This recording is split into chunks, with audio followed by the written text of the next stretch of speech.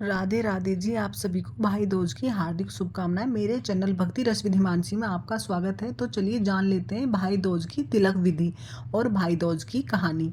तो चलिए मैं वीडियो में आप लोगों को दिखाती जाऊंगी, आप तिलक विधि उसी तरीके से करते जाना और कहानी मैं आपको सुना रही हूँ।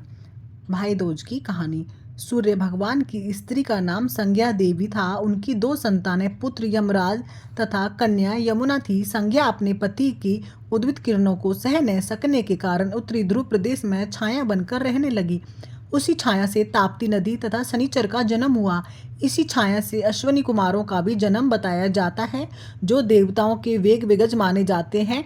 इस छाया का यम तथा यमुना से भी माता का व्यवहार होने लगा। इससे खिन्न होकर यम ने अपनी एक नई नगरी बसाई, यमपुरी।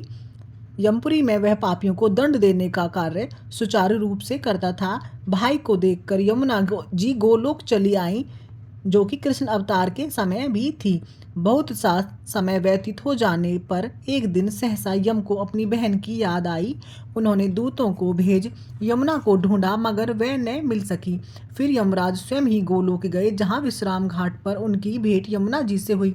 भाई को देखते ही यमुना जी ने हर्ष विगोर से स्वागत सत्कार भोजन कराया। इससे प्रसन्न होकर यम ने वर मांगने को कहा। यमुना ने कहा, भैया मैं आपसे यह वरदान मांगना चाहती हूँ कि मेरे जल में स्नान करने वाले नर नारी यमपुरी ना जाएं। प्रश्न बहुत कठिन था। यम को ऐसा वरदान देने से यमपुरी का अस्तित्व ही समाप्त हो जाता। भाई को असमंजस में देखकर यमुना बोली, आप चिंता न करें, मुझे यह वरदान दें कि जो लोग आज के दिन में बहन के यहाँ भोजन करके मथुरा नगरी विश्राम घाट पर स्नान करके वह तुम्हारे लोक न जाए। यह इससे यमराज ने स्वीकार कर लिया। इस तिथि को जो सज्जन बहन के घर भोजन नहीं करेंगे, उनको मैं बांध कर और तुम्हारे जल में स्नान करके यमपुरी को ले जाऊंगा, और तुम्हारे जल में स्नान करने वालों को स्वर्ग की प्राप्ति होगी। तभी से यह त्योहार मनाया जाता है। तो फ्रेंड्स, ये थी भाई दूज की कहानी। इस तरीके से आप पूजा अर्चना अपनी संपूर्ण करिए। गणेश भगवान को मिठाई का भोग लगाइए और अपने जो आपने